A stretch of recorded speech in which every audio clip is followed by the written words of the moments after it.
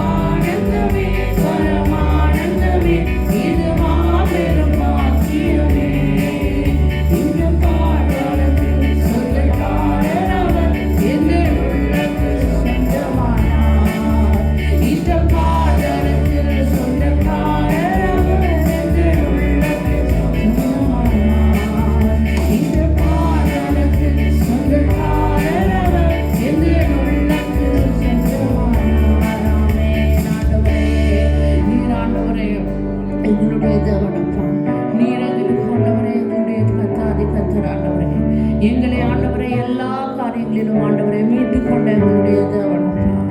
அப்பா நீர் ஆண்டவரே ராஜாதி ராஜனாய் இருக்கிறீங்கப்பா. அப்பா சிறு வயதிலே ஆண்டவரே எங்களை கண்டு தேவன் ஆண்டவரே. அப்பா நீர் ஆண்டவரே எங்களை ஆண்டவரை மீட்டு கொண்ட கத்தாதி கத்தரப்பா. உமக்கு நன்றி நன்றி தகப்பனே. பிதாவே உமக்கு நன்றி அப்பா. ஹல்லேலூயா. நன்றி அப்பா நன்றி அப்பா. எங்களுக்கு உம்முடைய ஜீவனை தந்த எங்களுடைய தேவாதி தேவன் நீர் ஆண்டவரே. அப்பா உமக்கு ஸ்தோத்திரம் ஆண்டவரே. நன்றி அப்பா. எங்களுடைய முழு உள்ளத்தோடும் ஆண்டவரே, உடைய முழு பலத்தோடும் ஆண்டவரே உம்மை நாங்கள் ஆராதிக்கிறோம் அப்பா. உங்களை நாங்கள் அன்பு செய்கிறோம் ஆண்டவரே. அப்பா நீர் எங்களுடைய ராஜாதி ராஜன், நீர் எங்களுடைய தேவாதி தேவன், நீர் எங்களுடைய கத்தாதி கத்தரப்பா. உமக்கு நன்றி ஆண்டவரே. நன்றி நன்றி நன்றி நன்றி அப்பா. அன்புக்கு இன்னும் அதிகமாய் ஆராதிப்பேன், இன்னும் ஆழ்வாய். அன்புக்கு இன்னும் அதிகமாய் ஆராதிப்பேன், இன்னும் ஆழ்வாய். முழு உள்ளத்தோடு ஆராதிப்பேன், முழு பலத்தோடு அன்பு கூறுவேன். ஆராதனை ஆராதனை ஆராதனை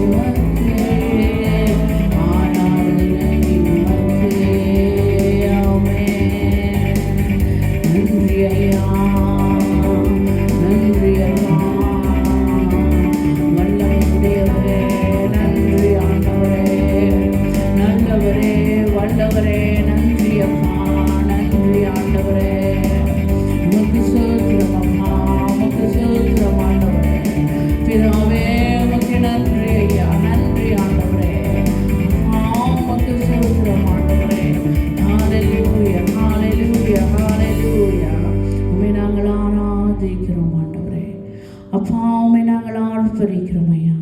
உம்மை நாங்கள் அன்பு செய்கிறோம் ஆண்டவரே. எங்களை ஆண்டவரே மகளாக தெரிந்து கொண்ட எங்களுடைய தேவனப்பா, மறுபடி பிறக்க வைத்த எங்களுடைய தேவனப்பா. அப்பா உமக்கு நன்றி ஆண்டவரே. பிதாவே உமக்கு ஸ்தோத்திரம் அப்பா. சகலமும் படைத்த சர்வ வல்லமையுடைய தேவன் நீர் ஆண்டவரே. நீர் மகிமைக்கு பாத்திரராயிருக்கிறீங்கப்பா. உமக்கு நன்றி அப்பா. ஸ்தோத்திரமும் கனமும் வல்லமையும் வெலனும் மாட்சிமையும் துதியும் ஆண்டவரே எப்போதும் உங்கள் ஒருவருக்கே நாங்கள் செலுத்துகிறோம் ஆண்டவரே. உமக்கு நாங்கள் நன்றி செலுத்துகிறோம். உம்மை நாங்கள் துதிக்கிறோம் பிதாவே. உம்மை நாங்கள் ஆராதிக்கிறோம் அப்பா. இயேசுவே உம்மை நாங்கள் ஆர்ப்பரிக்கிறோம் ஆண்டவரே. ஆவியான எங்கள் அன்பு தெய்வமே அப்பா, உம்மை நாங்கள் துதி செய்கிறோம் அப்பா. உமக்கு நன்றி ஆண்டவரே. துதி கன மகிமை எல்லாம் உமக்கு ஒருவருக்கே அப்பா. ஆராதிக்கிறோம் இயேசுவே, ஆர்ப்பரிக்கின்றோம் ஆவியானவரே, அன்பு செய்கின்றோம் ஆவியானவரே, அன்பு செய்கின்றோம், ஆராதிக்கின்றோம், ஆர்ப்பரிக்கின்றோம், அன்பு செய்கின்றோம். உம்மை ஆராதிக்கின்றோம், ஆர்ப்பரிக்கின்றோம், அன்பு செய்கின்றோம். மகனாக தெரிந்து கொண்டீர், மகனாக தெரிந்து கொண்டீர், மறுபடி பிறக்க வைத்தீர். மகளாக தெரிந்து கொண்டீர், மறுபடி பிறக்க வைத்தீர். ராஜாக்களும் நாங்களே, ஆசாரியர்களும் நாங்களே, ராஜாக்களும் நாங்களே,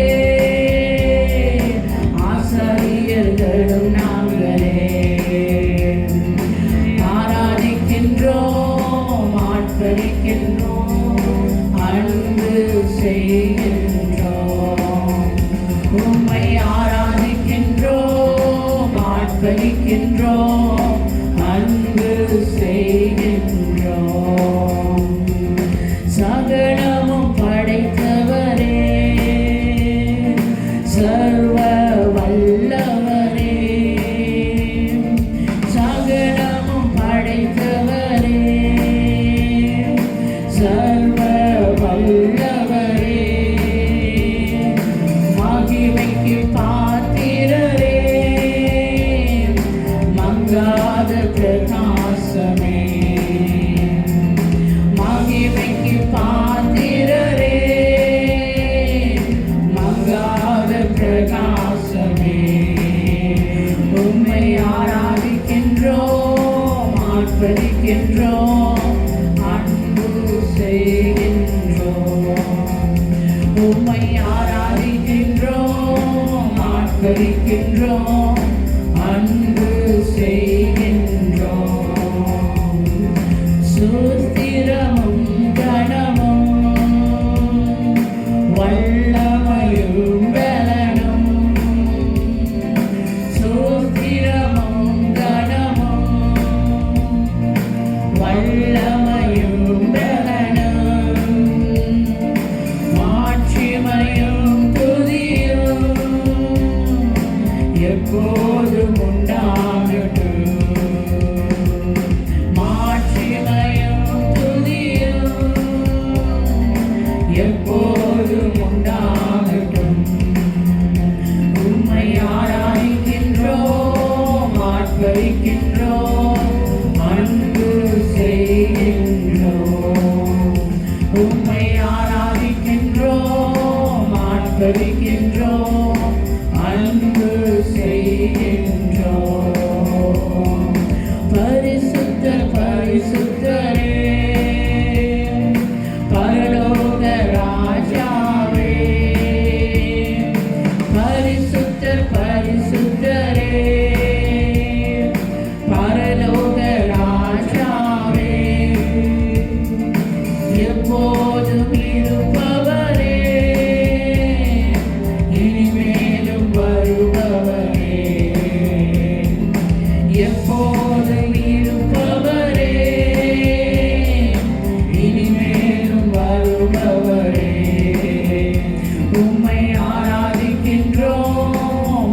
ஆர்ப்பரிக்கின்றோம், அன்பு செய்கின்றோம்.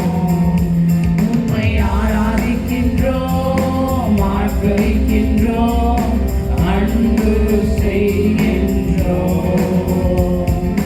சகலமும் படைத்தவரே,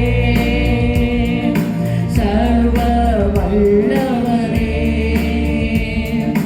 சகலமும் படைத்தவரே, சர்வ வல்லவரே, மகிமைக்கு பாத்திரரே, மங்காத பிரகாசமே, மகிமைக்கு பாத்திரரே, மங்காத பிரகாசமே. உம்மை ஆராதிக்கின்றோம், ஆர்ப்பரிக்கின்றோம், அன்பு செய்கின்றோம். உம்மை ஆராதிக்கின்றோம், ஆர்ப்பரிக்கின்றோம், அன்பு செய்கின்றோம். உம்மை ஆராதிக்கின்றோம், ஆர்ப்பரிக்கின்றோம், அன்பு செய்கின்றோம். பரிசுத்தர் பரிசுத்தரே, பரலோக ராஜாவே, பரிசுத்தர் பரிசுத்தரே, பரலோக ராஜாவே, எப்போதும் இருப்பவரே, இனிமேலும் வருபவரே, எப்போதும் இருப்பவரே, இனிமேலும் வருபவரே. உம்மை ஆராதிக்கின்றோம், ஆர்ப்பரிக்கின்றோம், அன்பு செய்கின்றோம். உம்மை ஆராதிக்கின்றோம், ஆர்ப்பரிக்கின்றோம், அன்பு செய்கின்றோம். உம்மை ஆராதிக்கின்றோம், ஆர்ப்பரிக்கின்றோம், அன்பு செய்கின்றோம். உம்மை ஆராதிக்கின்றோம், ஆர்ப்பரிக்கின்றோம், அன்பு செய்கின்றோம். நன்றி அப்பா.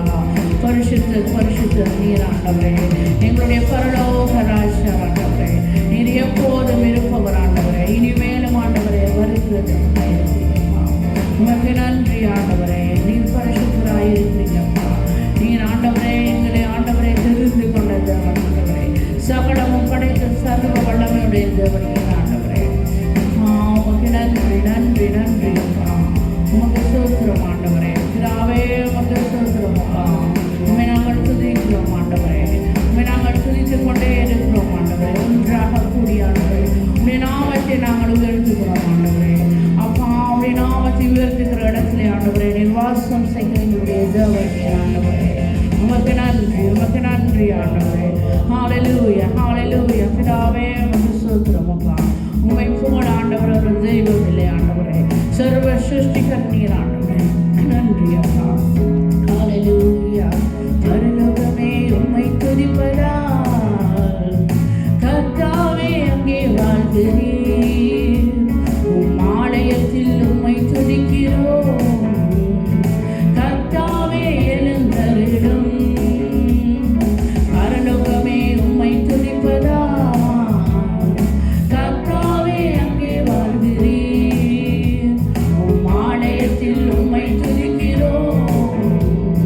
கர்த்தாவே எழுந்தருளும். துதிக்கிறோம் துதிக்கிறோம், ஒன்றாக கூடி துதிக்கிறோம். துதிக்கிறோம் துதிக்கிறோம், ஒன்றாக கூடி துதிக்கிறோம். உந்தன் நாமம் உயர்த்தும் இடத்தில் அங்கே வாசம் செய்வீர். உந்தன் நாமம் உயர்த்தும் இடத்தில் அங்கே வாசம் செய்வீர். துதிக்கிறோம் துதிக்கிறோம், ஒன்றாக கூடி துதிக்கிறோம். ஹல்லேலூயா. துதிக்கிறோம் துதிக்கிறோம், ஒன்றாக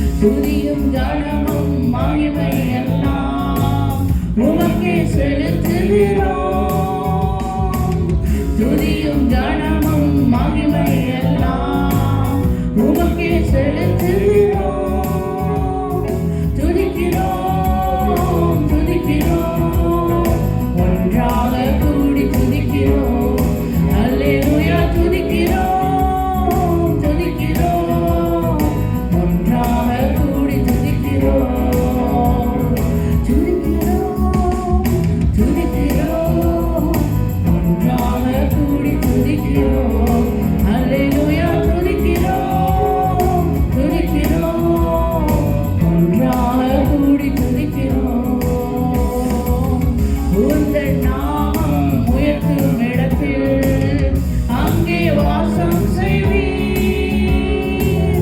உந்தன் நாமம் உயர்த்தும் இடத்தில் அங்கே வாசம் செய்வீர் துதிக்கிறோம் துதிக்கிறோம் ஒன்றாக கூடி துதிக்கிறோம் துதிக்கிறோம் துதிக்கிறோம் ஒன்றாக கூடி துதிக்கிறோம் துதிக்கிறோம் துதிக்கிறோம் ஒன்றாக கூடி துதிக்கிறோம் நன்றி ஆண்டவரே துதிக்கிறோம் துதிக்கிறோம் ஒன்றாக கூடி துதிக்கிறோம் நன்றி அப்பா நன்றி ஆண்டவரே ஒன்றாக கூடி ஆண்டவரே உம்மை நாங்கள் துதிக்கிறோம் அப்பா உம்மை நாங்கள் ஆராதிக்கிறோம் ஆண்டவரே இந்த நாம உயர்த்துகிற இடத்துல ஆண்டவரே நீர் ஆண்டவரே வாசம் செய்கிற எங்களுடைய தேவன் நீர் ஆண்டவரே உம்மை நாங்கள் சேர்ந்து ஆண்டவரே நாங்கள் ஆராதிக்கிறோம் ஆண்டவரே உம்மை போல ஒரு தெய்வம் இல்லை ஆண்டவரே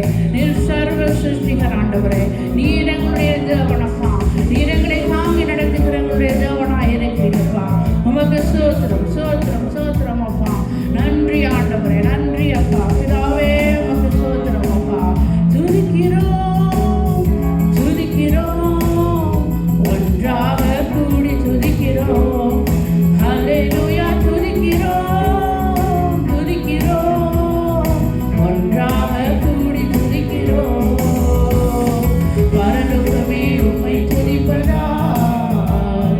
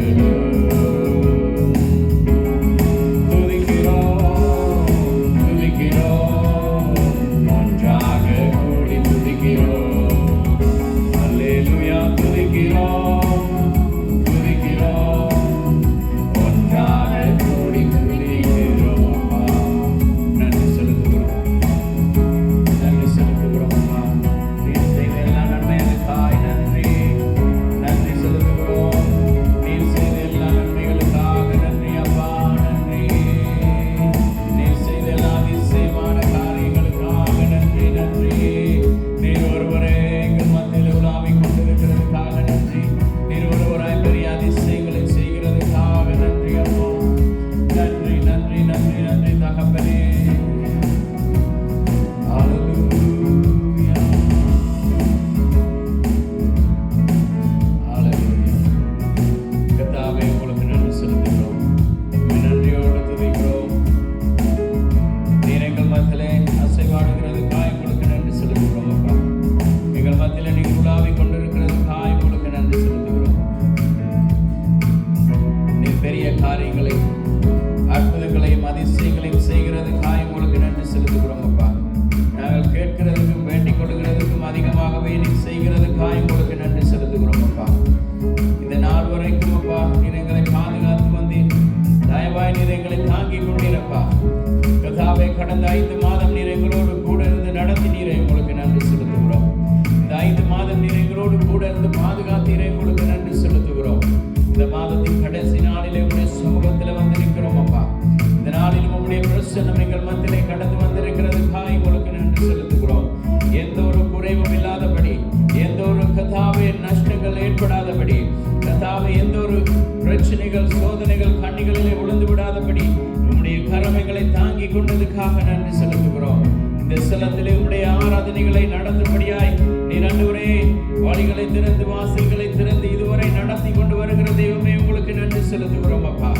கர்த்தாவே, இந்த இடத்திலே செய்யப்படுகிற இந்த ஆராதனை, துதி, ஸ்தோத்திரங்கள், இந்த ஜெபங்களுக்கு உம்முடைய கண்கள் திறந்தவைகளும் கர்த்தாவே உம்முடைய செவிகள் கேட்கிறதுமாய் இருக்கிறதுக்காய் உங்களுக்கு நன்றி அப்பா. கர்த்தாவே, நீர் இந்த இடத்துல அதிசயங்களை செய்கிறதுக்காய் நன்றி. கர்த்தாவே, அற்புத விதமாய் கர்த்தாவே இந்த இடத்துல கூட்டி சேர்க்கிற ஜனங்களுக்காய் உங்களுக்கு நன்றி செலுத்துகிறோம். கர்த்தாவே, புதிய ஜனங்களை இந்த இடத்துல கொண்டு வந்திருக்கிறதுக்காக உங்களுக்கு நன்றி செலுத்துகிறோம் அப்பா. கர்த்தாவே, நீர் அற்புதமாய் நடத்த போகிற காரியங்களுக்காக நன்றி. இனி வருகிற நாட்களிலே நீர் செய்ய போகிற மகத்துவமான மாறாத கிருபைகளுக்காய் உங்களுக்கு நன்றி செலுத்துகிறோம் அப்பா. கர்த்தாவே, மனுஷன் நினைக்கலாம் இவர்கள் என்ன செய்வார்கள், இவர்களால் என்ன செய்ய முடியும் என்று சொல்லி. ஆனால் உம்முடைய வசனம் சொல்லுகிறது, என்னால செய்யக்கூடாத காரியம் உண்டோ என்று சொல்லி சேனைகளின் கர்த்தர் நீர் எங்களிடத்தில் கேட்கிறப்பா. உம்முடைய கரத்தினால், உம்முடைய வல்லமையினால் செய்யக்கூடாத எந்த ஒரு காரியம் இந்த பூமியில இல்லை. கர்த்தாவே, நீர் நடத்துகிறதுக்காய் உங்களுக்கு நன்றி செலுத்துகிறோம். நீர் அதிசயங்களை செய்கிறதுக்காய் உங்களுக்கு நன்றி. நீர் அற்புதமாய் நடத்துகிறதுக்காய் உங்களுக்கு நன்றி செலுத்துகிறோம். நீர் பெரிய காரியங்களை செய்தல்லங்கப்பா, அற்புதங்களை செய்கிறதுக்காய் உங்களுக்கு நன்றி. தொடர்ந்து உங்களுடைய கிருபையின் கரமைகளை தாங்கி நடத்தட்டும், வழி நடத்துங்க. கிருபையா இருந்தல்லங்கப்பா, இயேசுவின் நாமத்தில் ஒப்பு கொடுத்து கர்த்தாவே இந்த நாளை ஆசீர்வதித்து இந்த நாளை எங்களுக்கு தந்ததுக்காய் உங்களுக்கு நன்றி செலுத்துகிறோம். வருகிற நாட்களிலே, மாதங்களிலே கர்த்தாவே மிகுதியாக இருக்கிற இந்த வருஷத்தினுடைய நாட்களிலே கர்த்தர் நீங்கள் பெரிய காரியங்களை செய்ய போகிறதுக்காய் நன்றி. கர்த்தாவே, வருகிற மாதத்திற்குரிய தேவைகளை, கர்த்தாவே காரியங்களை, பணங்களை, ஆசீர்வாதங்களை நீர் செய்திருக்கிறதுக்காய் உங்களுக்கு நன்றி செலுத்துகிறோம். கர்த்தாவே, நாங்கள் நினைக்கிறதுக்கும் வேண்டிக் கொள்ளுகிறதுக்கும் அதிகமாகவே நீர் செய்கிறதுக்காய் உங்களுக்கு நன்றி செலுத்துகிறோம் அப்பா. உங்களுக்கு நன்றி செலுத்துகிறோம். கர்த்தாவே, நீங்கள் தொடர்ந்து நடத்துங்க. நீங்கள் எங்களோடு கூட பேசுங்கப்பா, வழி நடத்துங்க. இயேசுவின் நாமத்தில் ஒப்பு கொடுத்து ஜெபிக்கிறோம் ஜீவனுள்ள நல்ல பிதாவே, ஆமென், ஆமென்.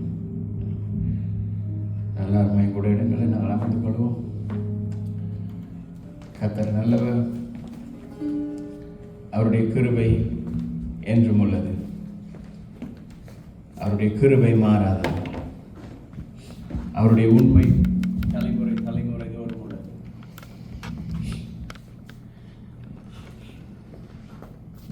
அவர் வானங்களை ஞானமாய் உண்டாக்கி அதில் உள்ளவைகளை எல்லாம் அதை சிருஷ்டித்து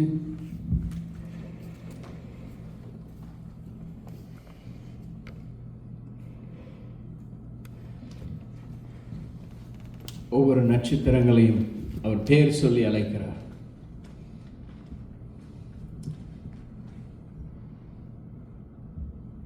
இது எல்லாவற்றுக்கும் மேலாக தேவன் மனுஷனை வித்தியாசமான விதத்திலே அவர் உருவாக்கி படைத்து அவர் எல்லாவற்றையும் நேர்த்தியாகவும் கிரமமாகவும் உருவாக்கி இருக்கிறார். இன்றைக்கு மனுஷன் தனக்கு இஷ்டமானதை செய்கிறான். ஆனால் கர்த்தர் எல்லாவற்றையும் நேர்த்தியாகவும் கிரமமாகவும் உருவாக்கி இருக்கிறார். அதான் எங்களுடைய நித்திய தேவனுடைய ஆலோசனையாக இருக்குது. அவருடைய நித்திய ஆலோசனை, அவருடைய ஆலோசனை அவர் இந்த பூமியிலே அவர் வெளிப்படுத்தி இருக்கிறார். அவருடைய ஆலோசனையை இந்த பூமியிலே அவர் நிறைவேற்றி இருக்கிறார். அது உன்னதமான தேவனுடைய ஒரு திட்டம், உன்னதமானவருடைய திரியேக தேவனுடைய ஆலோசனையில் இருந்த காரியத்தை தேவன் இந்த பூமியிலே அவருடைய திட்டமாய் நிறைவேற்றி இருக்கிறார். கர்த்தருடைய வார்த்தையை எங்களுக்கு அவருடைய அதிசயங்களை போதிக்கிறது, ஒவ்வொரு நாளும் அவருடைய அற்புதங்களை போதிக்கிறது. ரோமருக்கு எழுதிய நிருபம் 1வது அதிகாரம் 20வது வசனத்திலே, Romans chapter 1 verse 20,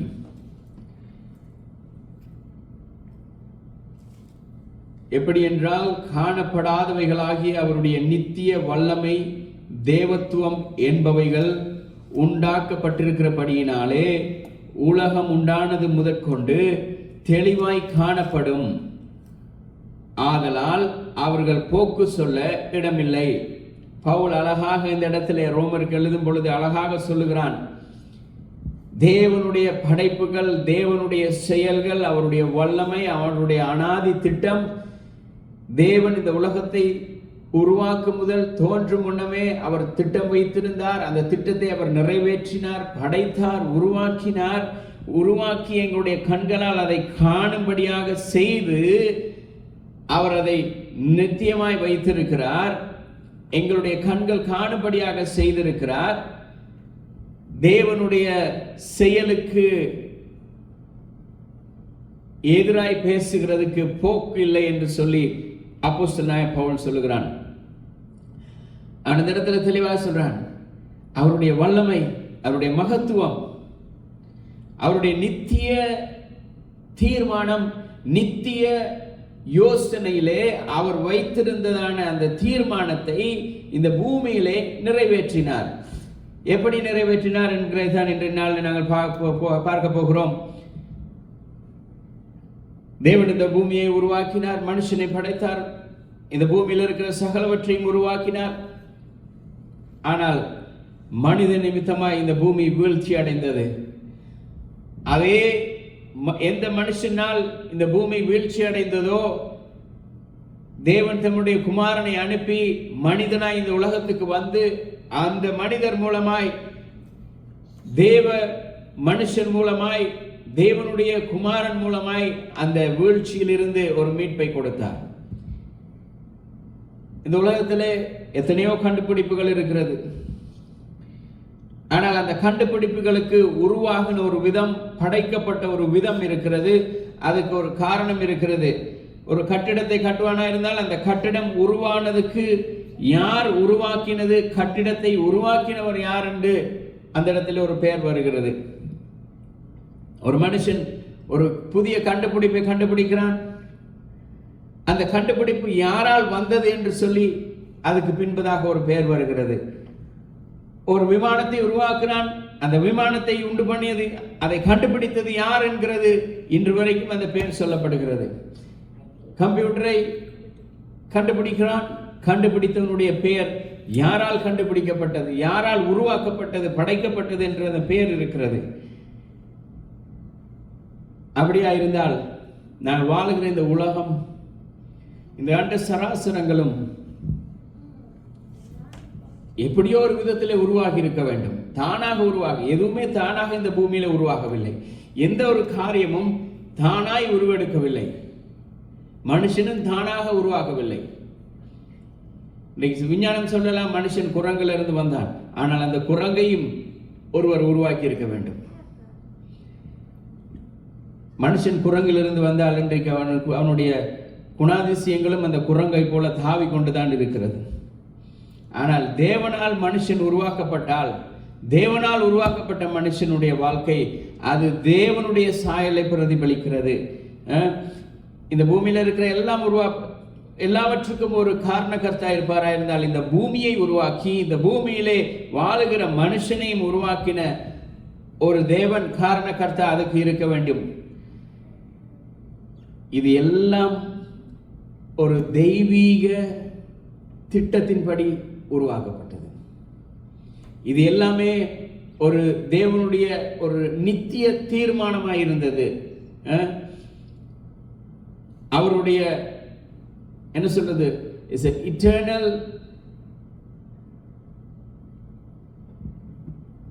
நித்தியமான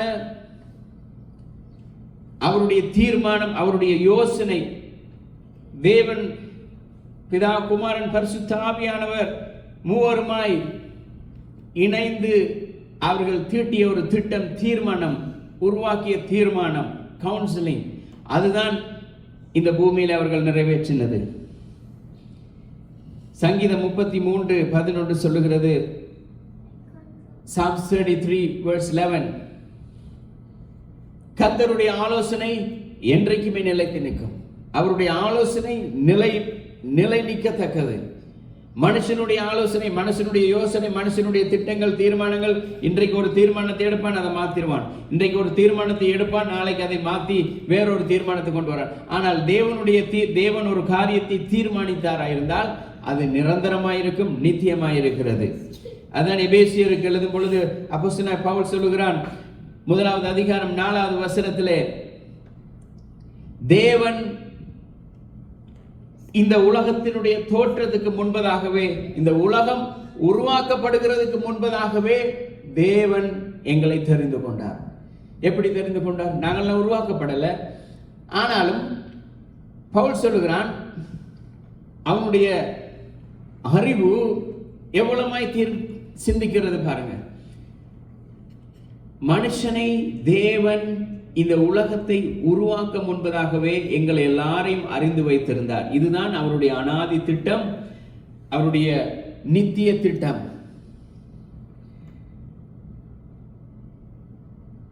God's eternal counseling, அவருடைய தீர்மானம், கவுன்சில்.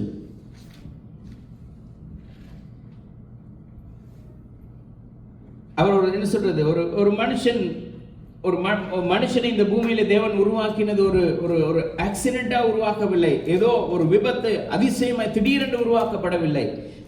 இன்னைக்கு மனுஷன் நினைக்கிறான், ஏன் தான் இந்த பூமியில பிறந்தனோ, ஏன் தான் இதெல்லாம் நடக்குதோ, ஏன் தான் இப்படி எல்லாம் நடக்கிறதோ, ஏன் எங்களுக்கு மனுஷனை ஏன் ஏன் ஏன் சொல்லி கேள்வி கேட்கிறது மாத்திரம் மனுஷனுக்கு முடியும். ஆனால் அந்த ஏன் என்ற கேள்விக்கு தேவன் அவருடைய தீர்மானத்திலே, அவருடைய திட்டத்திலே அவர் பதிலும் வைத்திருக்கிறார். மனுஷனால் அது புரிந்து கொள்ள முடியவில்லை. காரணம் என்னன்னு சொன்னா, அந்த புரிந்து கொள்ள முடியாதபடி அவனுடைய ஆவிக்குரிய கண்கள் அந்தகாரப்பட்டிருக்கிறது மரணத்தின் நிமித்தமாய். அதாவது ஆவிக்குரிய மரணத்தினாலே அவனுடைய ஆவிக்குரிய கண்கள் பூட்டப்பட்டு அந்த நித்திய தேவனுடைய ஆலோசனை அவனுக்கு மறைக்கப்பட்டிருக்கிறது. ஆதியாகமம் 1வது அதிகாரம் 26வது வசனம், Genesis chapter 1 verse 26. இந்த கதை தான் பார்க்க போகிறோம். ஆதியாகமம் 1வது அதிகாரம் 26வது வசனம். இதான் தேவனுடைய நித்திய ஆலோசனை. இங்கேதான் அவருடைய சங்கத்தில் தீர்மானிக்கப்பட்ட காரியத்தை உருவாக்குறதுக்கு அவருடைய தீர்மானத்தை நிறைவேற்றுகிறார்.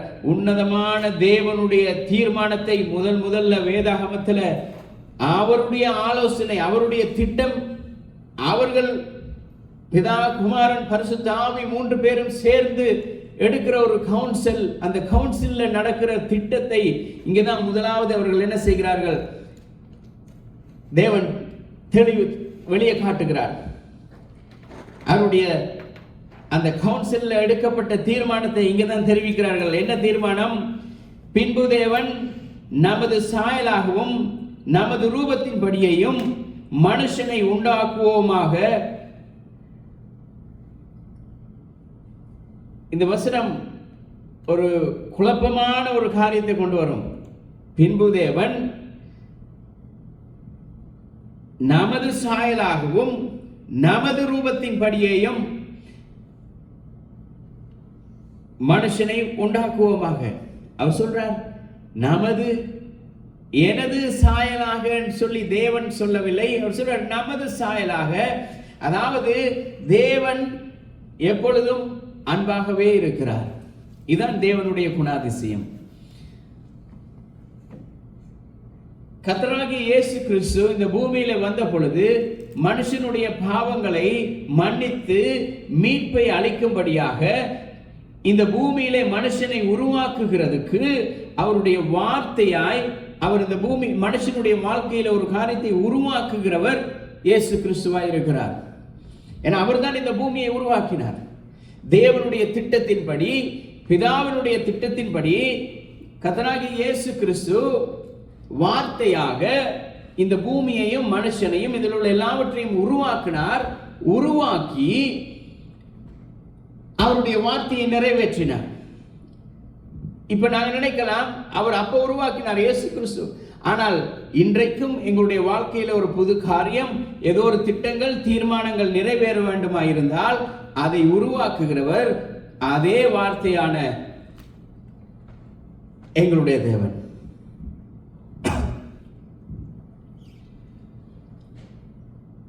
அவர் சொல்றார், நமது சாயலின்படியே, நமது ரூபத்தின்படியே. ஆவியானவர் எப்பொழுதுமே எங்களை கண்டித்து உணர்த்துகிறவராயிருக்கிறார். ஆவியானவர் அன்பாயிருக்கிறார் சொல்லவில்லை. தேவனுடைய ஆவியானவர், சத்திய ஆவியானவர் வரும் பொழுது அவர் எல்லா ஞானத்தோடும் எல்லா புத்தியோடும் நாங்கள் நடக்க வேண்டிய வழியிலே நடத்துகிறதுக்கு எங்களை கண்டித்து உணர்த்தி எங்களுக்கு நடக்க வேண்டிய வழியை காட்டுகிறது ஆவியானவருடைய செயல். மனுஷனுக்குள்ள இந்த ஆவி, ஆத்மா, சரீரம் எப்படி இருக்கிறதோ அப்படியே ஒரே தேவன் 3 விதமாய் கிரியை செய்கிறார்கள். அவருடைய நித்திய ஆலோசனை நிறைவேற்றப்படுகிறது இந்த பூமியிலே. மனுஷன் தானாக உருவாகவில்லை. திடீரென்று ஏதோ இந்த உலகத்தில் ஒன்றுமே இருக்கல, திடீரென்று சொல்லி ஒரு காற்று வருகிறதாம், காற்று எல்லாவற்றையும் உருவாக்குறதாம். விஞ்ஞானம் அப்படித்தான் நினைக்கிறது. விஞ்ஞானம் நினைக்கிறது எல்லாம் தானாகவே உருவாகினது. ஆனால் இதெல்லாம் தேவனுடைய அனாதி திட்டத்திலே, தீர்மானத்திலே இருந்த காரியம். அதை பூமியிலே அவர் நிறைவேற்றுகிறார்.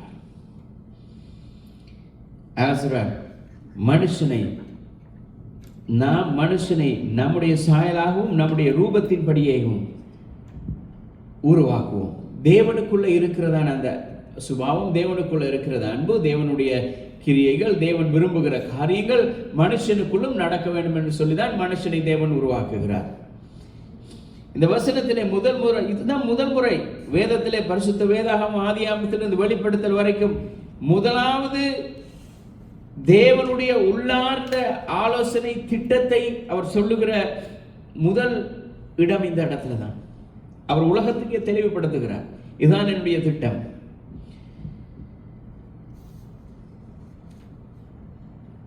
இந்த நாம் உருவாக்குவோம் என்கிற இந்த வார்த்தையில அது ஒரு பெரிய ஒரு ஆழமான காரியம் இருக்கிறது.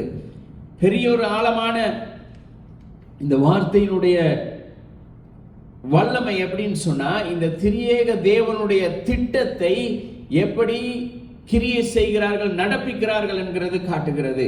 வேதத்தில் எங்கேயுமே சொல்லி இல்லை. திரியேக தேவன் சொல்லி எங்கேயுமே சொல்லி இல்லை. திருத்துவம் என்று சொல்லி எங்கேயுமே வேதத்தில் சொல்லி இல்லை. ஆனாலும் அந்த திருத்துவ தேவனுடைய செயல்கள், குணாதிசயங்களை இந்த இடத்துல அவர் சொல்லி இருக்கிறார். அந்த வார்த்தையினுடைய மகத்துவம், பிதா, குமாரன், பரிசுத்த ஆவி. ஆதியில தேவன் வானத்தையும் பூமியையும் சிருஷ்டித்தார். அதே வசனம் யோவானுக்கு வெளிப்படுது. யோவான் சொல்லுகிறான், அவனுடைய வெளிப்பாடு, தேவன் கொடுத்த வெளிப்பாடு எப்படி இருக்கிறது? ஆதியிலே வார்த்தை இருந்தது, அந்த வார்த்தை தேவனாய் தேவனோடு இருந்து இது எல்லாவற்றையும் உருவாக்கினதுன்னு சொல்லி. மத்தேயு 28வது அதிகாரம் 19வது வசனம், Matthew chapter 28 verse 19. அதில் சொல்றார், இயேசு கிறிஸ்துவே சொல்றார். மத்தேயு 28வது அதிகாரம், Matthew 28 verse 19. ஆகையால் நீங்கள் புறப்பட்டு போய் சகல ஜாதிகளையும் சீசராக்கி பிதா, குமாரன், பரிசுத்த ஆவியின் நாமத்திலே அவர்களுக்கு ஞானஸ்தானம் கொடுத்து இயேசு சொல்லுகிறார், அவர் கடைசியாக பரலோகத்துக்கு எடுத்துக் கொள்ளப்படும் என்பதாக அவர் ஜனங்களுக்கு கட்டளை கொடுக்கிறார், சீஷர்களுக்கு கட்டளை கொடுக்கிறார். ஊழியக்காரர்களுக்கு கொடுத்த பொறுப்பு அதுதான். இன்றைக்கு தேவன் ஊழியர்களுக்கு, தேவனுடைய பிள்ளைகளுக்கு கொடுத்த பொறுப்பு ஏதோ, ஆனால் இன்றைக்கு அவர்கள் நடைமுறைப்படுத்துகிறது வேற எதுவா இருக்கிறது. அவர் தெளிவான ஒரு திட்டத்தை கொடுக்கிறார். ஏன்னா இதுதான் பிதா குமாரன் பரிசுத்த ஆவியினுடைய தீர்மானம். இந்த உலகத்தை உருவாக்கும் பொழுது இருந்தது, தமக்கு ஏற்ற ஒரு சந்ததியை உருவாக்க வேண்டும். தன்னுடைய திட்டத்தின்படி ஒரு சந்ததி இந்த பூமியில உருவாக வேண்டும். அந்த திட்டத்தை தான் கர்த்தராகிய இயேசு கிறிஸ்து இந்த பூமியிலே சீஷர்களுக்கு சொன்னார், நீங்கள் புறப்பட்டு போய் சகல ஜாதிகளையும் சீஷராக்கி பிதா குமாரன் பரிசுத்த ஆவியின் நாமத்தினாலே அவர்களுக்கு ஞானஸ்தானம் கொடுங்கள். அதாவது திரியேக தேவனுடைய திட்டம் எப்படி மனுஷனை உருவாக்குற பொழுது இருந்ததோ, அதே போல மனுஷன் பாவத்தில் விழுந்து அந்த பாவியான மனுஷன் விடுதலை பெற்று வருகிறதும் பிதா குமாரன் பரிசுத்த ஆவியினுடைய அந்த செயல்பாட்டில் தான் இருக்கிறது என்கிறதை அவர் தெளிவாக காட்டுகிறார். இதுதான் அந்த அனாதி தேவனுடைய திட்டம். 1வது அதிகாரம் 2வது வசனம் ஆதியாகமத்தில் சொல்றார், தேவ ஆவியானவர் ஜலத்தின் மேல் அசைவாடி கொண்டிருந்தார். ஆவியானவர் கிரியை செய்து கொண்டிருக்கிறார், அசைவாடி கொண்டிருக்கிறார். இன்றும் அசைவாடி கொண்டிருக்கிறார். எங்கள் மத்தியிலும் அசைவாடி கொண்டிருக்கிறார். எங்களுடைய உள்ளங்களிலும் அவர் அசைவாடி கொண்டிருக்கிறார். அது புதியவர்களாக இருக்கலாம், பழையவர்களாக இருக்கலாம், விசுவாசிகளாக இருக்கலாம், புதிதாய் வந்த விசுவாசி யாரா இருந்தாலும் எல்லாருக்குள்ளையும் ஆவியானவர் எங்களுடைய இருதயங்களில் அசைவாடி கொண்டிருக்கிறார். நாங்கள் கர்த்தராகிய இயேசு கிறிஸ்துவை ஏற்றுக்கொண்டு அவரிடத்தில் வருகிற பொழுது அவர் எங்களுடைய உள்ளத்திலே வந்து விட்டார். இப்ப தேவன்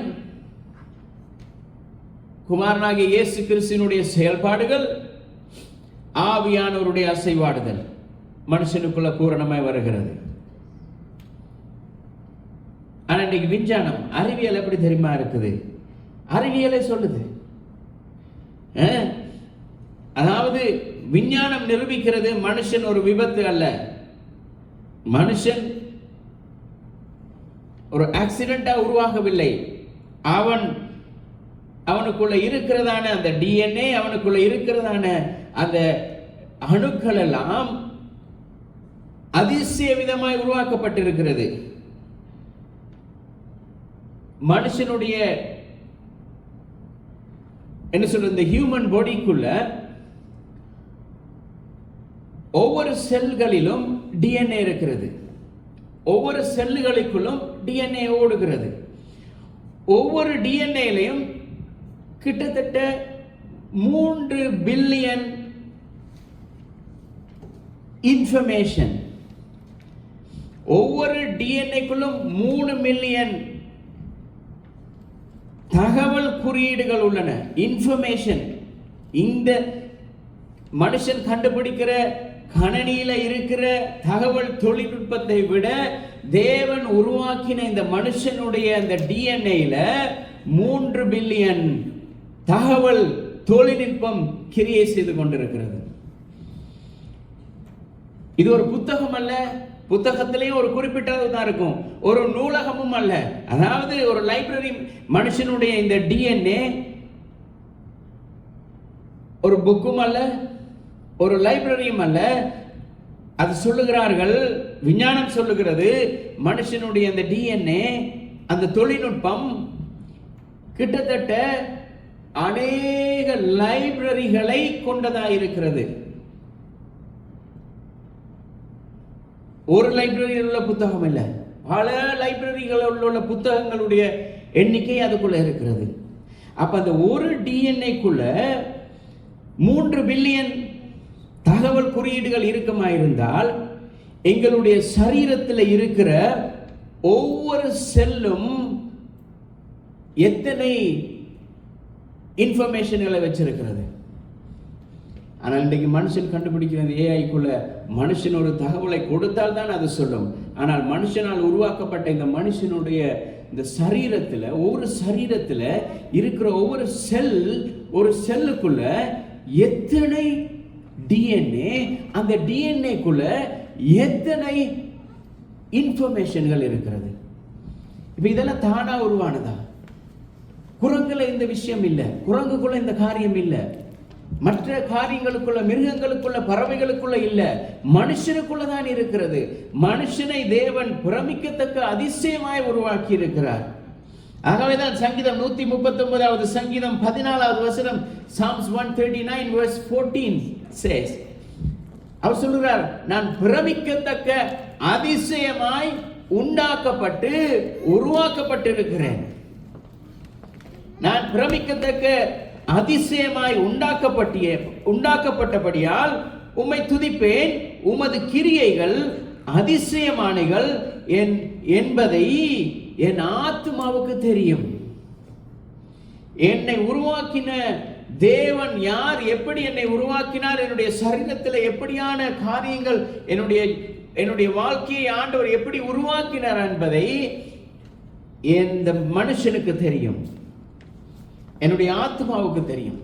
சரீரத்துக்கு அதுக்கு கவலை இல்லாமல் இருக்கலாம், ஏன்னா சரீரம் இந்த பூமிக்குரியது. ஒரு முக்கியமான ஒரு கேள்வி, இவ்வளவு என்ன சொல்றது தகவல்கள் எங்களுடைய டிஎன்ஏ எங்களுடைய சரீரத்தில் இருக்கிற ஒரு செல்களிலும் இருக்குமா இருந்தால் இது தானாய் உருவாக இருக்குமா? அதான் விஞ்ஞானம் சொல்லுகிறது. ஒரு புத்தகம் தானாக எழுதப்படாது, ஒரு கம்ப்யூட்டர் தானாக உருவாகாது. அப்படியானால் எங்களுடைய மனுஷனுடைய சரீரம், அந்த சரீரத்துக்குள்ள இருக்கிற ஒரு செல்கள், ஒவ்வொரு உறுப்புகளும் எவ்வளவு பெரிய தகவல் சேமிப்புகளை கொண்டு எப்படி உருவாக்கப்பட்டிருக்கிறது. இது யாராலையும் தற்செயலாக உருவாக்க முடியாது. மனுஷன் ஒரு விபத்தாக இருந்தால், திடீரென உருவாகின ஒருவனாக இருந்தால் இந்த காரியம் ஒன்றுமே இருக்காது.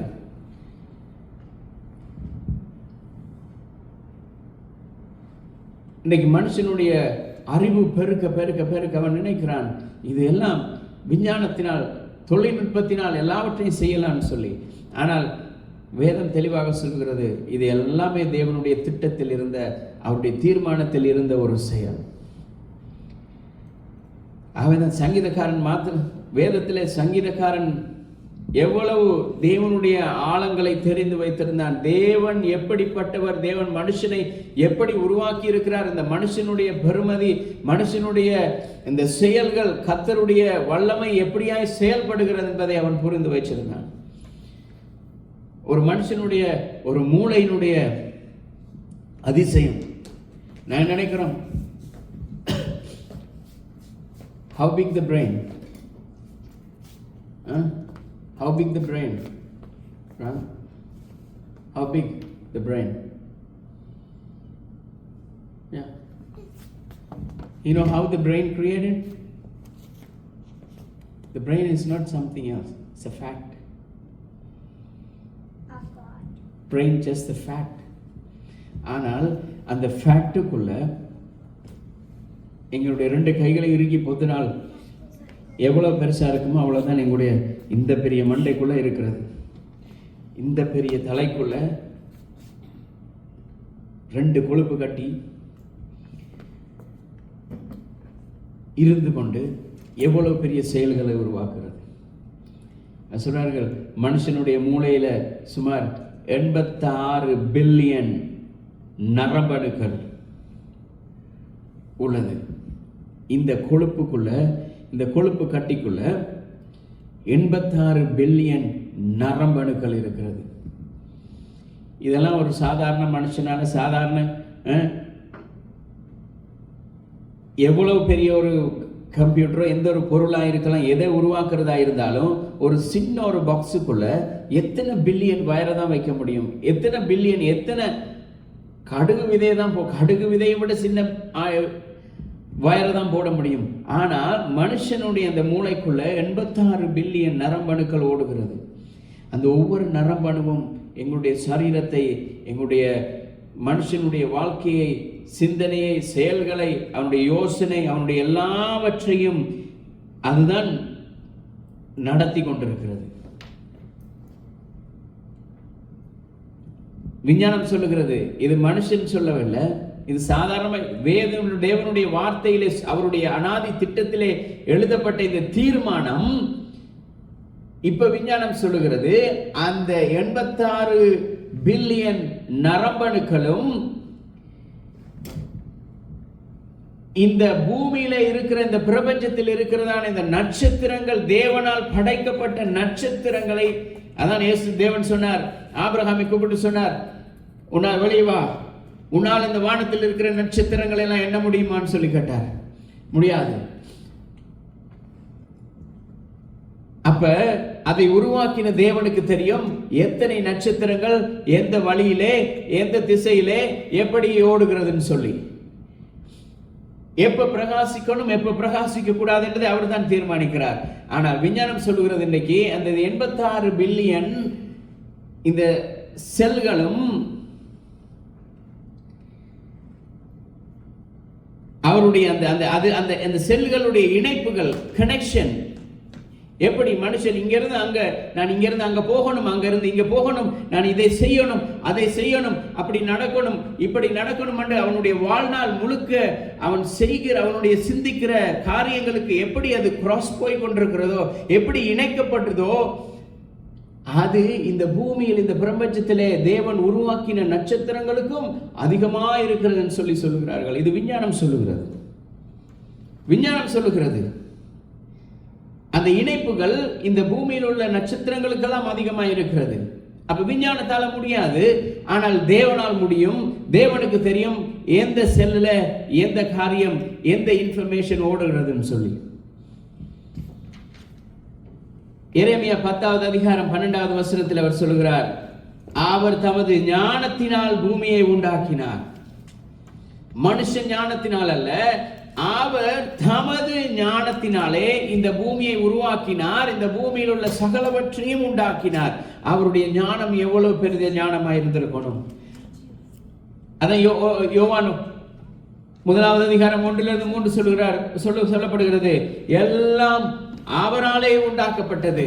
யாரால்? வார்த்தையாகிய தேவன், கர்த்தராகிய இயேசு கிறிஸ்து.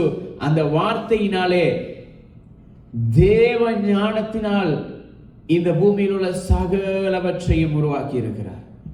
அவருடைய ஞானத்துக்கு நிகராக இந்த பூமியில எதுவுமே இல்லை.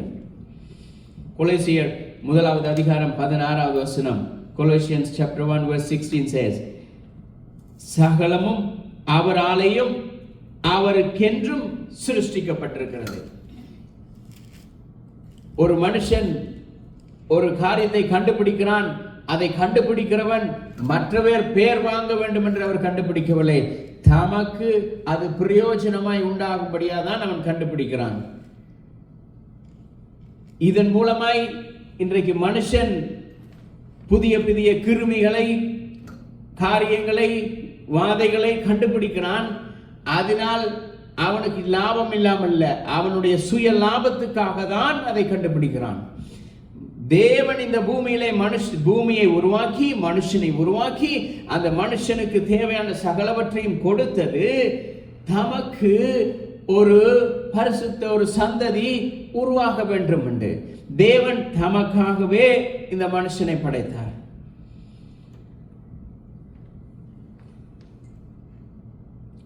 இதில் ஆழமான ஒரு சத்தியம் இருக்கிறது. மனுஷன் இந்த பூமியிலே உண்டாக்கப்படுகிறதுக்கு முன்பதாகவே பரலோகம் அவனை தீர்மானித்திருந்தது.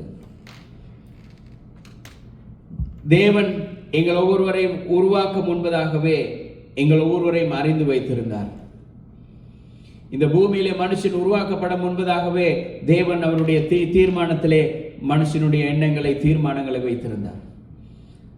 எரேமியா 1வது அதிகாரம் 5வது வசனத்திலே, Jeremiah chapter 1 verse 5, Jeremiah chapter 1 verse 5, 1வது அதிகாரம் 5வது வசனத்தில் சொல்லுகிறார், நான் உன்னை தாயின் கர்ப்பத்தில் உருவாகும் முன்பதாகவே உன்னை அறிந்திருக்கிறேன். அப்படியாயிருந்தால் ஒரு குழந்தை இந்த பூமியிலே உருவாகிறதுக்கு முன்பதாக, தாயினுடைய கருவிலே அந்த குழந்தை உருவாகிறதுக்கு முன்பதாகவே அதற்கு மேல் அவர்கள் திருமணமாகி கணவன் மனைவி இணைந்து அந்த குழந்தையை உருவாக்கும் முன்பதாகவே அந்த திட்டம் தேவனிடத்தில் இருக்கிறது. தேவனுக்கு தெரியும் இது எப்படிப்பட்ட குழந்தை, என்ன குழந்தை, எவ்வளவு உயரம், என்ன நிறம், எவ்வளவு பெரியதாக வளருவான், எல்லாம் அவருடைய திட்டத்தில் இருந்தது, தீர்மானத்தில் இருந்தது. மனுஷனால தன்னுடைய சொந்த முயற்சினால அவன் தன்னுடைய சரீரத்தை மாற்றலாமே தவிர தேவனுடைய திட்டத்தை அவனால் மாற்ற முடியாது. இந்த சூழ்நிலையில தான் மனுஷன் தேவனுடைய அந்த திட்டத்திலிருந்து அவன் என்ன செஞ்சிட்டான், கீழே இறங்கிட்டான். Genesis chapter 3 verse 22, ஆதியாகமம் 3:22 தான் சொல்லுகிறார், அவர் தேவனோட திட்டத்தை வைத்து திட்டத்தோடு இந்த பூமியில மனுஷனை உருவாக்குறார். ஆனா மனுஷன் அந்த திட்டத்திலிருந்து சறுங்கி கீழே விழுந்துட்டான். எப்படி? மனுஷன் நன்மை தீமை அறிய நம்மில் ஒருவரை போலானான். அதாவது இந்த வசனத்தினுடைய ஆழமான அர்த்தம் என்னென்று சொன்னால், நன்மை தீமை, பாவம் எது, நன்மை எது, தீமை எது என்பதை புரிந்து கொள்ளத்தக்கதான ஒரு காரியம் அவனுக்குள் உருவானது. பாவத்தின் அடிப்படை, பாவம் என்பது அந்த பழத்தை சாப்பிட்ட உடனே வந்த ஒரு காரியமும் அல்ல. பாவம் என்கிறது அவனுடைய சுயாதீனத்தை அவன் தான் எடுத்துக்கொண்டான். தன்னால முடியும், தேவன் சொல்லுகிறதை அல்ல, தான் செய்ய வேண்டும் என்கிற அந்த காரியத்துக்குள்ள நுழைஞ்சிட்டான். தேவனோடு இருக்கிறதான அந்த கீழ்ப்படிவில் இருந்து அவன் விலகிட்டான். தேவனுக்கும் அவனுக்கும் இருக்கிற உறவிலிருந்து அவன் விலகிட்டான். இதுதான் பாவமானது. ரோமர் 3:23 சொல்றது, எல்லாரும் பாவம் செய்து, இந்த பூமியில் இருக்கிற எல்லாரும் பாவம் செய்து தேவனுடைய மகிமை அற்றவர்களானார்கள். இந்த வீழ்ச்சி, இந்த தேவனுக்கு மனுஷனுக்கும் இருக்கிறதான இந்த வீழ்ச்சிக்குரிய விளைவுகள் என்ன தெரியுமா நடந்தது? அது ஆவிக்குரிய மரணத்தை கொண்டு வந்தது. அதுதான் எபேசியர் 2வது அதிகாரம் 1வது வசனம் சொல்லுகிறது, அக்கிரமங்களினாலும் பாவங்களினாலும் மரித்தவர்களாய் இருந்தீர்கள்.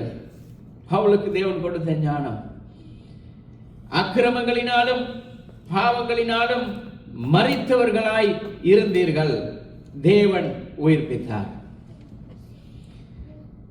மனுஷனுக்குள்ள ஒரு பயம் வந்தது.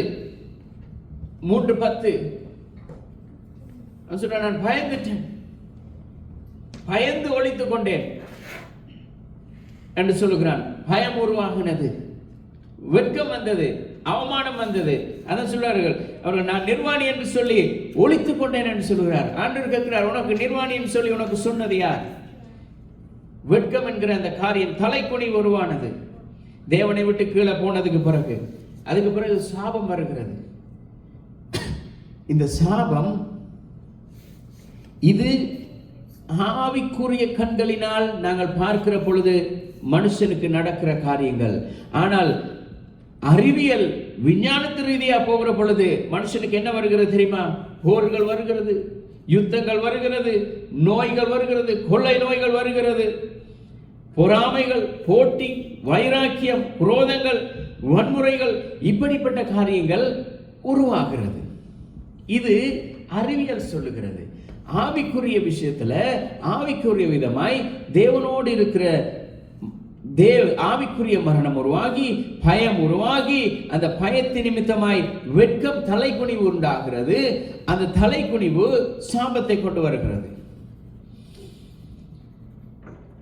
இதுதான் மனுஷன் உடைந்ததான இயல்பான நிலைமையை காட்டுகிற ஒரு காரியம். மனுஷன் எப்படி விழுந்து போனான் என்கிறதை இயல்பாய் காட்டுகிறதுக்கு தான் இந்த உதாரணமாக இருக்கிறது. மனுஷனுக்கு கல்வி, அறிவு, ஞானம் பெருத்திருது. வேதம் சொல்லுகிறது, அறிவு பெருத்தவன் நோவு பெருத்தவன். இன்றைக்கு அறிவு பெருத்தது நிமித்தமாய் அவனுக்குள்ள இருக்கிற அந்த நோவு, அந்த அந்த அந்த அந்த அந்த வஞ்சகத்தின் அது ஒரு ஆவி, அந்த வஞ்சகமான மனுஷன் என்ன செய்கிறான்? மற்றவர்களையும் தீண்டி மற்றவர்களையும் அழிக்க வேண்டும் என்று சொல்லி இன்றைக்கு தீர்மானிக்கிறான். இதுதான் அறிவு பெருத்தது நிமித்தமாய் உண்டாகிற காரியம். ஆனால் பாவம் குறையவில்லை, தொழில்நுட்பம் வளர்ந்து கொண்டிருக்கிறது. ஆனால் மனுஷனுடைய மனதில் எந்த ஒரு அமைதியோ சந்தோஷமோ சமாதானமோ உண்டாகுவதில்லை. இதுக்கு காரணம் தேவனோடு இருக்கிற அந்த உறவுல இருந்து மனுஷன் விழுந்தபடியினால. பிரச்சனை இன்றைக்கு வெளியில இல்ல, மனுஷனுடைய இருதயத்திலிருந்து தான் உருவாகிறது. மனுஷனுக்குள்ள இருந்து தான் பிரச்சனை உருவாகிறது. வெளியில திடீரென ஒரு பிரச்சனை உருவாகாது. மனுஷனுடைய இருதயம் இந்த பிரச்சனையை உருவாக்குகிறது. எரேமியா 17வது அதிகாரம் 9வது வசனம், Jeremiah chapter 17 verse 9 says, மனுஷனுடைய இருதயம் எல்லாவற்றையும் விட வஞ்சகம் உள்ளதாக இருக்கிறது. அந்த வசனத்தை வாசிப்போம். எரேமியா 17வது அதிகாரம் 9வது வசனம். Jeremiah 17:9.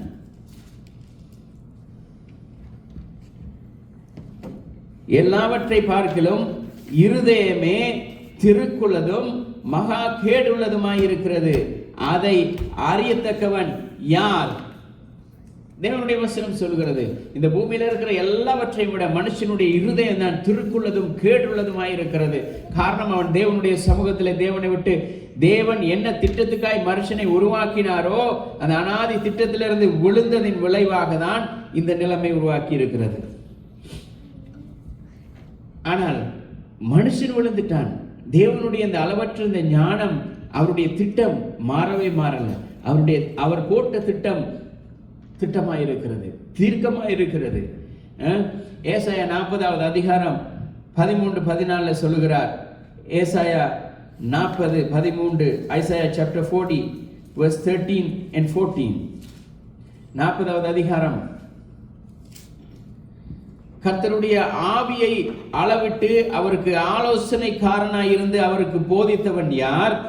தமக்கு அறிவை உணர்த்தவும் தம்மை நியாய வழியிலே உபதேசிக்கவும் தமக்கு ஞானத்தை கற்றுக் கொடுக்கவும் தமக்கு விவேகத்தின் வழியை அறிவிக்கவும் அவரோட ஆலோசனை பண்ணினான். அவர் யாரோட ஆலோசனை பண்ணார்?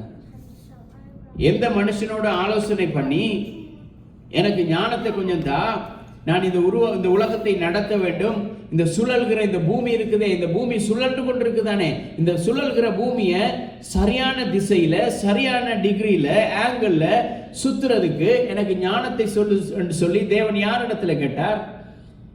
இந்த சூரியனுக்கும் இந்த பூமிக்கும் இடையில இருக்கிற இந்த தூரத்தை எவ்வளவு தூரம் வைக்கணும்னு சொல்லி தேவன் யாரிடத்துல ஞானத்தை கேட்டார்? மனுஷனுடைய மூளை எவ்வளவு பெரிதா இருக்க வேணும்னு சொல்லி தேவன் யாரிடத்துல ஞானத்தை கேட்டார்? மனுஷனுடைய இருதயம் எவ்வளவு பெரிதா இருக்க வேண்டும் சொல்லி தேவன் யாரிடத்துல ஞானத்தை கேட்டார்?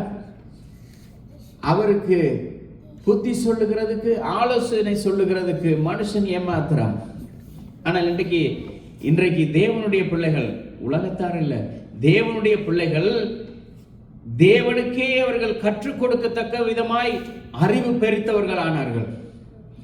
தேவனுடைய வார்த்தையை போதிக்கும் பொழுது அதை கேட்டு சரிவர காது கொடுத்து கேட்டு அதன்படி நடக்கிறதுக்கு மனதில்லாமல் அந்த வார்த்தையை குறித்து கேள்வி கேட்கிறதுக்கு இன்றைக்கு அவருடைய ஞானம் பெரிதாய் வளர்ந்திருக்கிறது.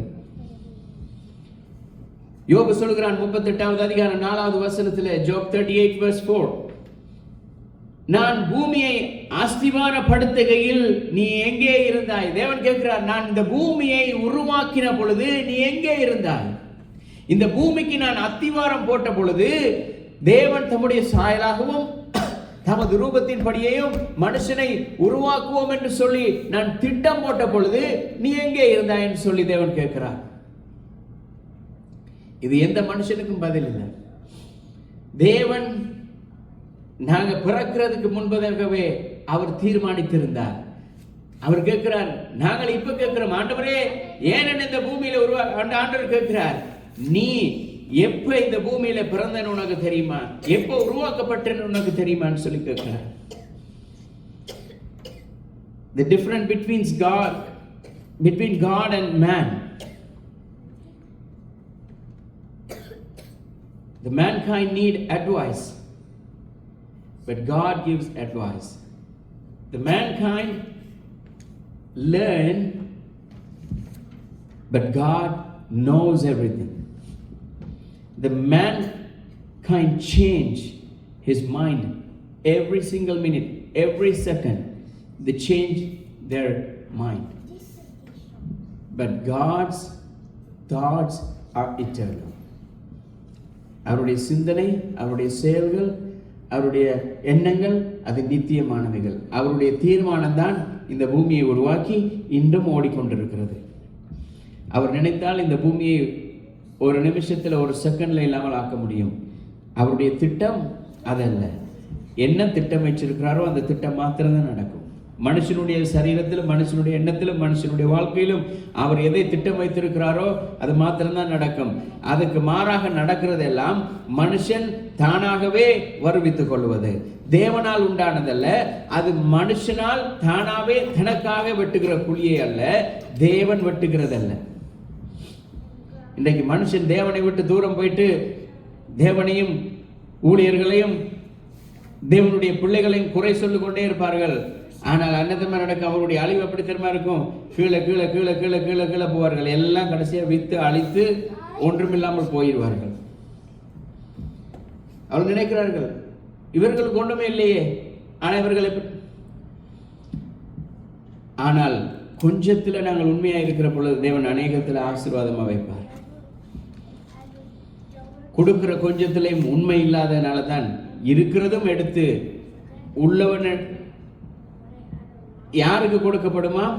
உள்ளவனுக்கே கொடுக்கப்படும். ஏன்னா அவனுக்கு தெரியும் இதை எப்படி நடத்த வேண்டும் என்று சொல்லி. மல்கியா 3வது அதிகாரம் 6வது வசனம். Malachi chapter 3 verse 6. இந்த உலகத்தினுடைய இது அறிவியல், சயின்ஸ் இப்படிதான் சொல்லுது. Fine tuning of the universe. What is the fine tuning of the universe? You know what is the fine tuning of the universe? விஞ்ஞானிகள் கூறுகிறார்கள் gravity. இந்த பூமி எப்படின்னு சொன்னா, எப்படி இந்த பூமி உருவாக்கப்பட்டு கோள்கள் எல்லாம் அதன் பாதையில ஓடுதோ அது டியூன் பண்ணி வைத்திருக்கிறார் ஆண்டவர். டியூன் விஞ்ஞானம் சொல்லுகிறது fine tuning of the universe. அது டியூன் பண்ணி ஆண்டவர் டியூன் பண்ணி வைத்திருக்கிறார் அவருடைய அனாதி திட்டத்திலே. இது எப்படி சுழல வேண்டும்? கிராவிட்டியை கண்டுபிடிக்கிறான் மனுஷன் அறிவு வந்ததுக்கு பிறகு. அவனுடைய அறிவு பெருத்ததுக்கு பிறகுதான் கிராவிட்டியை கண்டுபிடிக்கிறான். ஆனால் தேவன் அந்த கிராவிட்டி இந்த பூமி உருவாகும் பொழுதே கண்டுபிடிச்சிட்டார். அவர் இந்த பூமியை உருவாகும் பொழுதே அந்த கிராவிட்டியை கண்டுபிடித்ததுனால தான் இந்த பூமி என்ன திரும்ப செய்கிறது. நியூட்டன் கண்டுபிடிக்கிறதுக்கு முன்பதாகவே யோபு சொல்றான், இது ஒரு ஒரு என்ன சொல்றது, ஒரு சால்வையை போல வெளிப்படுத்தலையும் சொல்லப்படுகிறது. பூமியை சால்வையை போல, சுருளை போல சுருட்டுகிறார்.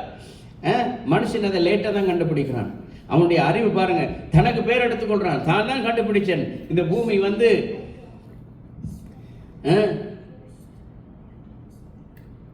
அது ஒரு அந்த ஈர்ப்பு விசையில் அது கொஞ்சம் இப்படி தள்ளி கொண்டு நிற்குது. அது மனுஷன் லேட்டா கண்டுபிடிக்கிறான். ஆனால் தேவன் ஏற்கனவே அதெல்லாம் திட்டம் போட்டு வைத்திருந்தார்.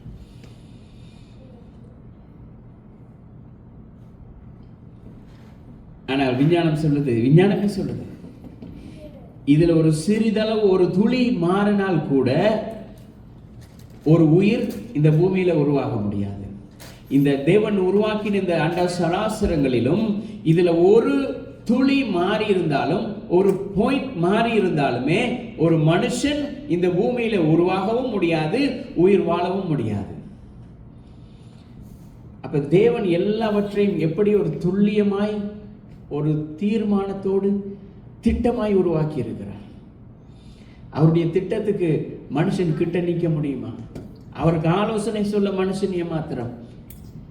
அதை ரம்யா கேட்கிறான், அவருக்கு யார் ஆலோசனை சொன்னது? அவருக்கு ஆலோசனை சொல்லத்தக்கவன் இந்த பூமியில யார் இருக்கிறது? அவர் எல்லாவற்றையும் எப்படி உருவாக்கி இருக்கிறார்? அவருடைய ஞானத்தை சங்கீதக்காரன் சொல்றான், நான் பிரமிக்கத்தக்க அதிசயமாய் ஒரு தாயினுடைய வயிற்றிலே அந்த கருப்பைக்குள்ள இருந்து ஒரு முட்டை, அதுக்குள்ள எலும்பு வருகிறது, எலும்புக்குள்ள தசைகள் உருவாகிறது, நார்கள் உருவாகிறது, அந்த நார்கள் இருந்து எத்தனையோ நரம்பணுக்கள் உருவாகிறது. 86 பில்லியன் அந்த மூளைக்குள்ள வைக்கிறார். மனுஷனுடைய அந்த டிஎன்ஏக்குள்ள 3 மில்லியன் இன்ஃபர்மேஷனை வைக்கிறார். இதெல்லாம் இந்த சின்ன ஒரு கருக்குள்ள உருவாகிறது. எப்படி பில்லியன் பில்லியன் பில்லியன் கணக்கான இன்ஃபர்மேஷன் மனுஷனுக்குள்ள உருவாகிறதை அந்த சிறு கருக்குள்ள ஆண்டவர் உருவாக்கி வைக்கிறார். இதுதான் எங்களுடைய தேவன். இது மனுஷனால் செய்ய முடியாத காரியம். இந்த சூரியன் சரியான தூரத்தில் இருந்து சுத்தாட்டி மனுஷனால் இன்றைக்கு உயிர் வாழ முடியாது. அது சரியான விதத்தில் சாய்வில் இந்த பூமியை நிக்காட்டி மனுஷனால வாழ முடியாது. இந்த சரியான வேகத்தில் சுற்றாட்டி எங்களுக்கு அதனுடைய அந்த உணர்ச்சிகளை பெற்றுக்கொள்ள முடியாது. இதுதான் சொல்லுகிறார்கள் ஃபைன் டியூனிங் ஆஃப் யூனிவர்ஸ். இது தேவனுடைய ஒரு புத்திசாலித்தனமான ஒரு வடிவமைப்பை காட்டுகிறது. தேவன் எவ்வளவு ஞானமா இது எல்லாவற்றையும் உருவாக்கி இருக்கிறார் என்று சொல்லி, ஒரு மனுஷன் ஒரு கணனியை கண்டுபிடிக்கிறதுக்கு எந்த வயர் எந்த இடத்துல போகணும் என்று சொல்லி கண்டுபிடிக்கிறதுக்கு எத்தனையோ ஆயிரம் வருஷம் எத்தனையோ வருஷம் ஆகிறது. ஆனால் தேவன் இது எல்லாவற்றையும் 6 நாளில் உருவாக்கினார். மனுஷன் அந்த ஒரே நாளில் மனுஷனை அந்த பில்லியன் கணக்கான இன்ஃபர்மேஷன் டெக்னாலஜி எல்லாவற்றையுமே மனுஷனுடைய சரீரத்திலே தேவன் வைத்தார். சங்கீதம் 19வது அதிகாரம் 1வது வசனம் சொல்லுகிறார், வானங்கள் தேவனுடைய மகிமையை தெரிவிக்கிறது. இந்த வானம் சொல்லுகிறது தேவன் எவ்வளவு வல்லமை உள்ளவர் என்பதை. ஒரு நாள் மழை இல்லாமல் வெயில் அதிகமாய் கொடுக்கிற பொழுது எல்லாம் காஞ்சி கருகி போகிறது. ஒரு நாள் வெயில் இல்லாதபடி 100 டிகிரிக்கு குளிர் வருமாயிருந்தால் ஒரு செகண்ட்ல எல்லாம் உறைந்து போகிறது. அப்ப தேவன் எவ்வளவு, இந்த வானம் நிரூபிக்கிறது தேவனுடைய வல்லமை எப்படிப்பட்டது என்பது. ரோமர் 8:28 என்ன சொல்லுகிறது? All things work together. தேவனுடைய திட்டத்தில் all things works together is good. அவருடைய திட்டத்தில் நடக்கிறதெல்லாம் நன்மையாய் நடக்கிறது. கிறிஸ்துவினுடைய இந்த செயல்களில் மனுஷன் விழுந்ததுக்கு பிறகு அந்த விழுந்த மனுஷனுடைய அந்த விழுந்த மனிதனை மீட்கிறதுக்காக தேவன் ஒரு காரியத்தை செய்கிறார். கொலோசியர் 1வது அதிகாரம் 15வது வசனம், Colossians chapter 1 verse 15, அவர் அதரிசனமான தேவனுடைய தற்சுரூபம் என்று சொல்லுகிறது. எபிரேயர் 1:3 சொல்லுகிறார், அவர் தேவனுடைய மகிமையின் பிரகாசமாயிருந்து, அப்படி பிரகாசிக்கப்பட்ட தேவன் இந்த பூமியில வந்து மனுஷனுக்காக, விழுந்து போன மனுஷனை மீட்கிறதுக்காக அவர் உருவாகிறார். இதுதான் மனுஷனுக்கும் தேவனுக்கும் உள்ள முதல் ஆதாமாகிய பாவ மனுஷனுக்கும் 2ஆம் ஆதாமாகிய பரிசுத்த தேவனுக்கும் உள்ள வித்தியாசம் இதுதான். அவன் கீழ்ப்படியவில்லை, இவர் முற்றிலுமாய் கீழ்ப்படிந்தார். அவன் அந்த தோட்டத்திலே தோற்று போனான். கர்த்தராகிய இயேசு கிறிஸ்து வனாந்தரத்திலும் ஜெயிக்கப்பட்டார், கோல்கதா மலையிலும் அவர் ஜெயம் பெற்றார். அவனுடைய வீழ்ச்சி மரணத்தை கொண்டு வந்தது, இவருடைய மரணமானது மனுஷனுக்கு ஜீவனை கொண்டு வந்தது. அவன் சாபத்தை கொண்டு வந்தான், அவருடைய சிலுவை மரணமானது எங்களுக்கு ஆசீர்வாதத்தை கொண்டு வந்தது. இதான் கர்த்தருடைய திட்டம், இதான் கர்த்தருடைய செயல். எப்படி ஆதாமுக்குள்ள கொரிந்தியர்ல சொல்லுகிறார், எப்படி ஆதாமுக்குள்ள எல்லாரும் மரிக்கிறாரோ அதே போல பிந்தின ஆதாமாகிய கிறிஸ்து இயேசுவுக்குள் எல்லாரும் மீட்கப்படுகிறார்கள். சிலுவையின் மூலம் தேவன் வெற்றியை கொடுத்தார். சிலுவையிலிருந்து சகலவற்றையும் தேவன் மாற்றி அமைத்தார். எல்லாம் அவருடைய திட்டத்தில் உள்ளது. ஏன்னா தேவன் மனுஷனை விட்டு விலகி வீழ்ந்துட்டான். வீழ்ந்த மனுஷனை மீட்கிறதுக்கு ஆண்டவர் திட்டம் போட்டார். இந்த கால நேரத்தில் நாங்கள் தேவனுடைய இந்த அனாதி தீர்மானம், அனாதி திட்டம் எதுவோ அந்த திட்டத்தின் பக்கமாய் நாங்கள் திரும்ப வேண்டும். அவருடைய திட்டத்தின் பக்கம் திரும்புகிற பொழுதுதான் அவருடைய சாயலில் நாங்கள் இருக்க முடியும். அதான் சொல்றார் 1 சாமுவேல் 15வது அதிகாரம் 22வது வசனத்தில், 1 Samuel chapter 15 verse 22, அவர் சொல்லுகிறார், பலியை விட கீழ்ப்படிதலே முக்கியம் என்று சொல்லுகிறார்.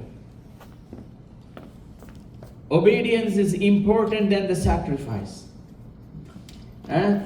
நாங்கள் எவ்வளவு பழித்து செலுத்தினாலும், எவ்வளவுதான் தலகுலன் என்று ஆராதித்தாலும், எவ்வளவுதான் தலகுலாய் 100 கூட்டங்களுக்கு போய் 100 சபைகளுக்கு போனாலும் கீழ்ப்படிதல் என்கிற அந்த ஒரு காரியம் இல்லைன்னு சொன்னா எதுவுமே நடக்காது.